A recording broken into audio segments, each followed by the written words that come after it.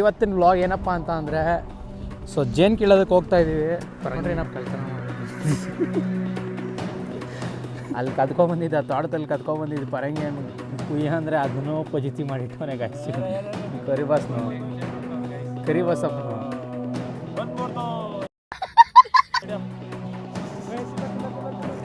ಕೊನೆಗೆ ಒಂದೇ ಒಂದು ದೊಡ್ಡ ಜೇನು ಸಿಕ್ತು. ದೊಡ್ಡ ಈಗೆಲ್ಲ ರೆಡಿ ಮಾಡ್ಕೊಂಡಿದ್ದೀವಿ ಜೇನು ಕೀಳೋದಕ್ಕೆ ನೋಡ್ಸು.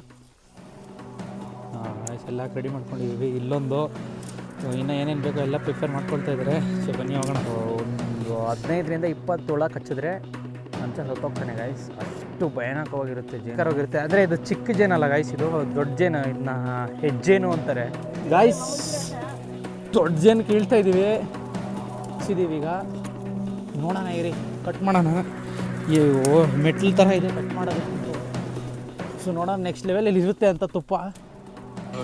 ಎಷ್ಟು ಚಿಕ್ಕದಾಗೈತಿ. ಅಲ್ಲಿದೆ ನೋಡಿ ಗಾಯ್ಸ್ ಇನ್ನೊಂದು ಜೇನು. ಗಾಯ್ಸ್ ಜೇನು ಕೀಳ್ತಾ ಇದ್ದೀವಿ.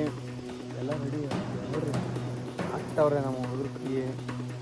ನೋಡ್ರಿ ಇಲ್ಲಿ ಶಿನರಾಮನ್ ಕೂತವನೆ. ಇವ್ನ ಹೆಂಗ ನೋಡ, ಹಂದಿನ ತಂದೂರ್ ಬಂಡ್ಲಿಗೆ ಹಾಕಿ ಸುಟ್ಟು ಎತ್ತದಂಗ ಅವನೇ.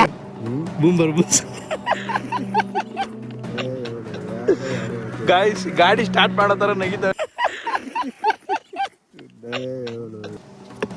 ಆಗಿತಾ ಇದೀವಿ ಗಾಯ್ಸ್. ತುಪ್ಪನೇ ಗಾಯ್ಸ್. ಏನು ನೋಡ್ತಾ ಇದ್ದೀರಾ, 20-30 ರಾಟೆ ಇದೆ ಥರ ಇಲ್ಲ.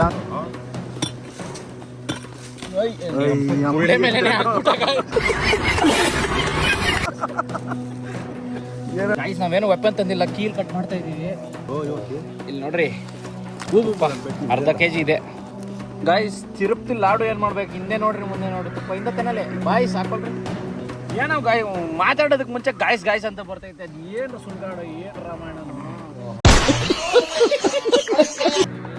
ನಮ್ಮ ಪ್ರೊಸೆಸ್ ತಿನ್ನೋದು ಹೇಗಿರುತ್ತೆ ಅಂತ ನೋಡ್ತೀನಿ ಗಾಯ್ಸ್.